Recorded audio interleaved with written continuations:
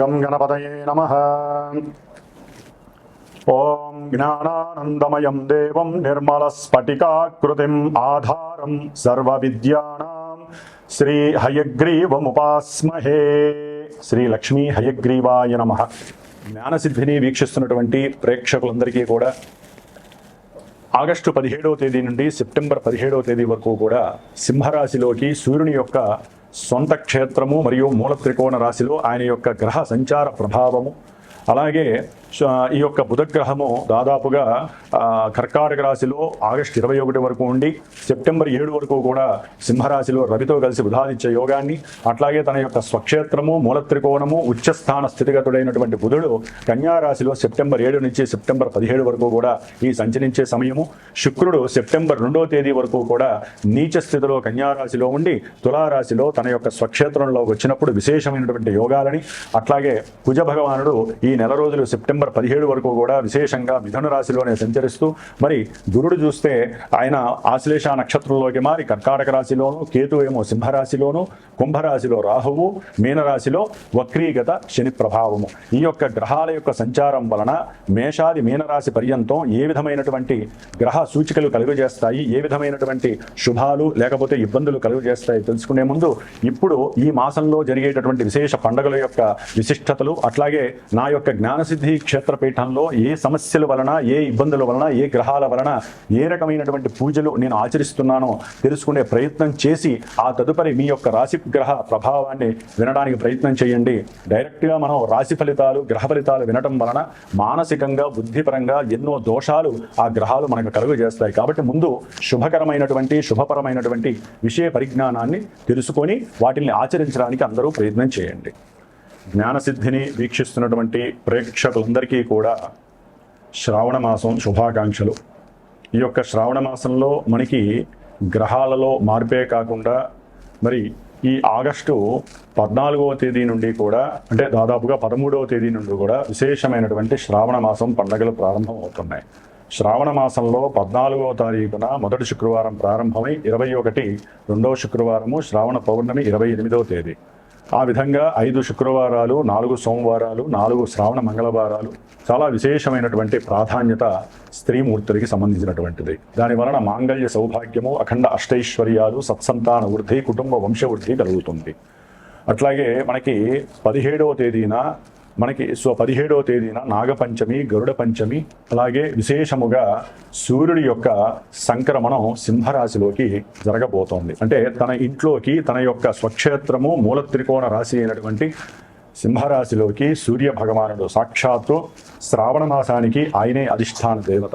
మరి ఆ మహానుభావుడు తన యొక్క సొంత ఇంట్లోకి వచ్చినప్పుడు అన్ని రాశుల వారికి, అన్ని నక్షత్రాల వారికి జరుగుతున్న దశ అంతర్దశలన్నీ కూడా అనుకూలించాలని ఆశిస్తూ, అట్లాగే శ్రావణ పౌర్ణమి విశేషముగా ఈ నెల ఆగస్టు 28వ తేదీన మరి అదే రోజున స్వామివారు మనకి జ్ఞానాన్ని భిక్షగా అందించజేసేటటువంటి హయగ్రీవుని యొక్క జయంతి, అంటే ఉత్పత్తి. అట్లాగే గాయత్రి జయంతి, వేదాలకి మూలము ఆవిడేనమాట. గాయత్రీదేవి యొక్క జన్మదినోత్సవం, అట్లాగే రాఖీ పండగ, అట్లాగే ఆగస్టు 31వ తేదీన సంకష్టహర చతుర్థి. మనకున్నటువంటి ఎన్నో వ్యాపార నష్టాలు, ధన నష్టాలు, అట్లాగే బుద్ధిహీనత్వం కలిగినటువంటి మాట తీరులో తేడాలు, వీటి వలన ఎన్నో ఇబ్బందులు ఎదుర్కోవడానికి ఆ యొక్క గణపతి యొక్క అనుగ్రహము లభించేటటువంటి శ్రావణ మాసం. కాబట్టి శ్రావణ మాసంలో ఇన్ని విశేషమైనటువంటి పండగలతో పాటుగా అందరూ తెలుసుకోవాల్సిన విషయము శ్రద్ధగా వినండి.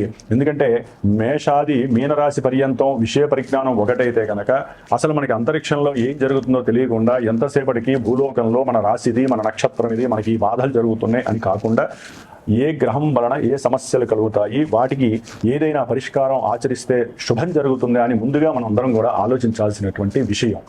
ఈ యొక్క ఆగస్టు 2వ తేదీన కుజుడు వృషభ రాశిలోంచి మరి మిథున రాశిలోకి శత్రుక్షేత్రంలోకి ఆయన మారినటువంటి రోజు. ఆయన ఆగస్టు 12వ తేదీ అమావాస్య రోజున మరి పాప నక్షత్రమైనటువంటి రాహు నక్షత్రం ఆరుద్ర నక్షత్రంలోకి ప్రవేశిస్తాడు. అట్లాగే రాహుగ్రహము ఆగస్టు 2వ తేదీన అదే కుంభరాశిలో ఉంటూ తన యొక్క సొంత నక్షత్రమైనటువంటి శతభిష నక్షత్రంలోంచి ధనిష్ట నక్షత్రం, పాప నక్షత్రము, శత్రు నక్షత్రమైనటువంటి కుజ నక్షత్రంలోకి మార్పు జరిగింది. అంటే ఇక్కడ మిథున రాశిలో ఉన్నటువంటి కుజుడు కూడా గోత్రనామాదులు తెలియజేసి కుజరాహుల యొక్క దోష పరిహారార్థమై, అట్లాగే దంపతుల యొక్క అనుకూలత కోసమై, సత్సంతాన యోగ్యత కోసము, విశేషంగా భూమి, గృహము వీటికి సంబంధించినటువంటి దోష పరిహారార్థమై నేను ప్రత్యేకించి ఆగస్టు 15వ తేదీ నుండి కూడా శని భగవంతుడికి అట్లాగే కుజరాహులకి సంబంధించినటువంటి, శుక్రుడికి సంబంధించినటువంటి దోష పరిహారార్థమై సుబ్రహ్మణ్యేశ్వర స్వామి యొక్క ప్రీతికరమైనటువంటి సర్పసూక్త జపాన్ని, శనికి సంబంధించినటువంటి విశేషమైన శని జపాన్ని, మంజుసూక్త జపాన్ని, అట్లాగే రాహు వల్ల కలిగేటటువంటి సమస్యలు, భయము, భ్రాంతులకి సంబంధించి దుర్గా సూక్త జపాన్ని ఆచరిస్తూ దాదాపుగా సెప్టెంబర్ 4వ తేదీ వరకు కూడా ఇది జరిగే అవకాశం ఉంటుంది.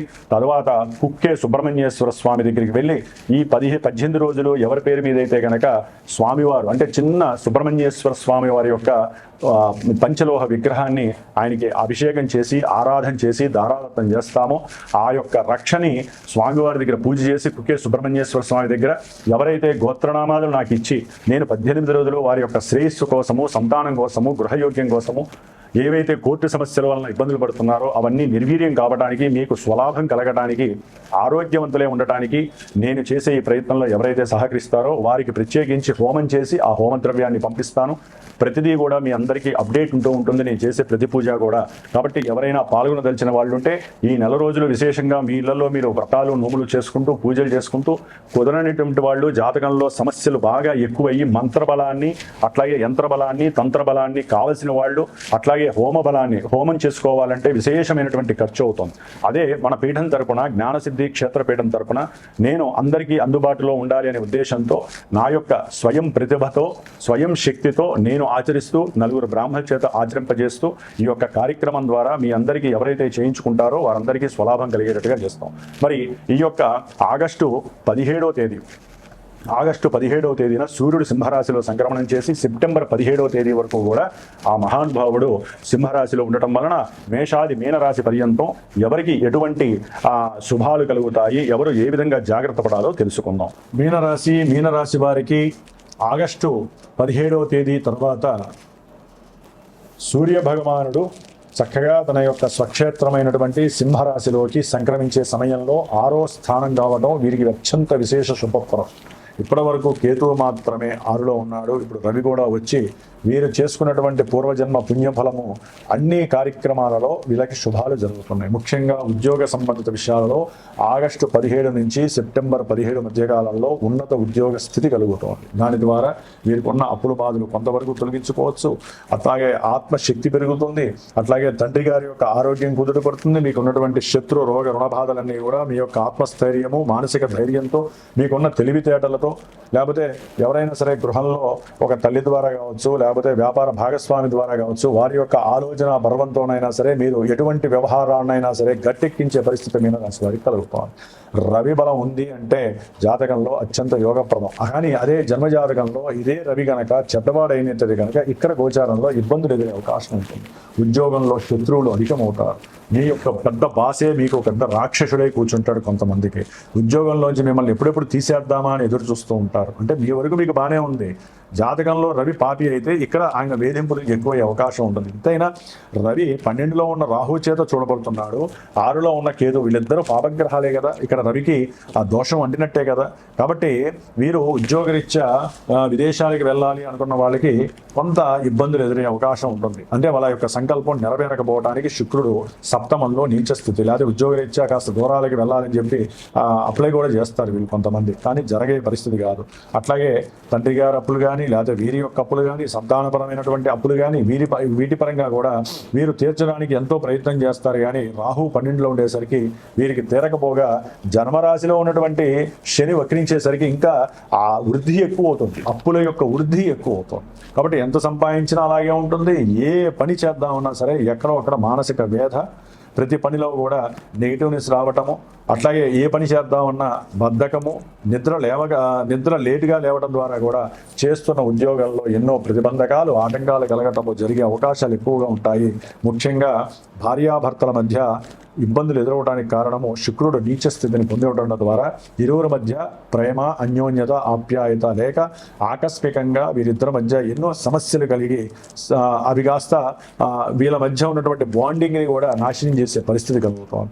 అట్లాగే కుజగ్రహ దృష్టి, శనిగ్రహ దృష్టి శుక్రుడి మీద పడడం ద్వారా వ్యాపార వ్యవస్థ దెబ్బతింటుంది. అట్లాగే ఎవరైనా సరే భార్యాభర్తల మధ్య వ్యవస్థ దెబ్బతింటుంది.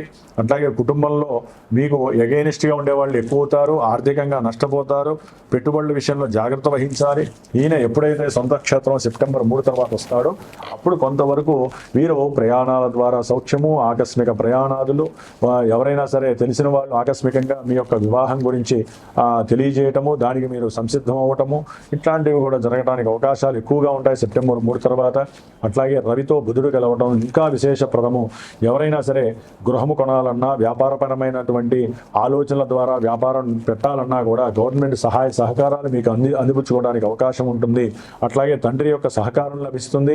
అట్లాగే గృహంలో కూడా ఎవరైనా ఇల్లు కట్టుకోవాలి అనుకున్నా కూడా సరైనటువంటి ధనము ఆర్థికంగా మీకు లభించే అవకాశము, మీరు చేస్తున్న ఉద్యోగం ద్వారా కూడా రుణం లభించడానికి అవకాశం ఉంటుంది. అదే వ్యాపార భాగస్వాములు కొంచెం జాగ్రత్తలు తీసుకుంటూ ముందుకు వెళ్ళండి. ఏ సుదర్శన హోమాలు చేయించుకొని వ్యాపారాన్ని ప్రారంభం చేయండి. మంచి విశేషమైనటువంటి పరిస్థితి. అట్లాగే పెద్ద పెద్ద వాళ్ళు అంటే మన దృష్టిలో డబ్బున్న వాళ్ళు కావచ్చు, రాజకీయ నాయకులు కావచ్చు, లేకపోతే చలనచిత్ర విషయంలో కావచ్చు, ఇంకా వ్యాపారవేత్తలు కావచ్చు, ఎందుకంటే రవి బుధులు వీళ్ళకి సంబంధించిన వాళ్ళు. వీళ్ళ మధ్య కూడా కొంత ఆకస్మికంగా ఆర్థికపరమైన ఇష్యూస్ కూడా వచ్చే అవకాశం ఉంటుంది. చతుర్థంలో కుజుడు వలన కుటుంబంలో ధనపరమైనటువంటి ఇష్యూస్, లేకపోతే తండ్రికి సంబంధించిన బంధువుల ద్వారా కొంత గృహంలో అసౌకర్యమైనటువంటి పరిస్థితి. అట్లాగే వీరికి గృహం కట్టుకోవడం ద్వారా కాస్త ధనము బలహీనత్వం కలగటము, కుటుంబంలో భార్యాభర్తల మధ్య సౌఖ్యకరమైనటువంటి విషయాలలో కొంత విహీనత్వం కలిగి ఇరువురి మధ్య ఆకర్షణ తగ్గటము, దాని ద్వారా గొడవలు అధికమవటము, చేసే ఉద్యోగంలో స్వయంకృతంగా వీరు తీసుకునే నిర్ణయాలు, మాట యొక్క తీరు, అట్లాగే నిర్లక్ష్యము, సరిగ్గా వెళ్ళకపోవటము, ఆరోగ్యం చెడిపోవడం ద్వారా కూడా వీరు ఉద్యోగంలో ఎన్నో ఎదుర్కోవాల్సిన పరిస్థితి ఉంటుంది. విద్యార్థులకి కాస్త జ్ఞానముకు సరిగ్గా పెట్టి సరైన వాక్కుని, సరైనటువంటి విజ్ఞానాన్ని జోడించి కనుక మీరు ముందుకు వెళితే చక్కటి ఉన్నత విదేశీ విద్య కలగటానికి కుజుడు మీకు చాలా అనుకూలిస్తున్నాడు. కాబట్టి కొన్ని ఆటంకాలు కలిగే అవకాశాలు ఉన్నాయి. కాబట్టి కంపల్సరీ ఈ యొక్క మీనరాశి వారు శని, రాహు, కుజులకి, శుక్రుడికి, అట్లాగే మిగతా ఈ గ్రహాలన్నిటికీ కూడా జపము, దానాలు చేసుకోండి. లేదా ఈ యొక్క చతుర్థంలో ఉన్నటువంటి కుజుడు దోషాన్ని కలుగు చేస్తున్నాడు. ఏ విధంగా గృహాలు అమ్మే విషయంలో మోసపోవటము, లేదా చదువులో ఉన్నటువంటి బ్రేక్స్ రావటము కూడా జరుగుతుంది. తల్లి యొక్క అనారోగ్య స్థితి వలన వీళ్ళు విపరీతమైనటువంటి ధనము కూడా నష్టపోయే పరిస్థితి కలుగుతుంది. కొంచెం సౌఖ్య విహీనత్వం కలుగుతోంది. కుజుడు 4లో ఉన్నాడు అంటే జ్యోతిష్య శాస్త్రరీత్యా అది పెద్ద కుజదోషంగా పరిణమిస్తోంది. సౌఖ్యత తగ్గుతుంది. రాహువుతో లింక్ ఉండటం ద్వారా మానసిక అప్రశాంతత గృహంలో చాలా చాలా ఉంటుంది. జాగ్రత్తగా ఉండండి. ఎవరిని నమ్మకండి. ధనాన్ని విచ్చలవిడిగా ఖర్చు పెట్టకండి. సౌఖ్యాలకి, దుర్వ్యసనాలకి, దురభ్యాసాలకి మాత్రం ఎక్కడా ఖర్చు పెట్టకండి. మీరు తప్పకుండా సుబ్రహ్మణ్య ఆరాధన చేస్తూనే ఉండండి. లేకపోతే నేను చేసే కార్యక్రమంలో మీరు కూడా పాల్గొనే ప్రయత్నం చేయండి. ముఖ్యంగా హనుమంతుడి యొక్క సుందరకాండ చేయించుకోండి, లేకపోతే హనుమంతుడి పూజలు చేసుకోండి, ఉపవాస దీక్షలు చేయండి, దుర్గాదేవి నామస్మరణ చేయండి. వచ్చేటటువంటి దీంట్లో సుబ్రహ్మణ్య ఆరాధనతో పాటుగా దుర్గాదేవి యొక్క ఆరాధన కూడా చేయండి. విశేషమైనటువంటి సౌఖ్యము మీనరాశి వారికి కలిగే అవకాశాలు ఉన్నాయి. ఓం శరవణ భవాయ.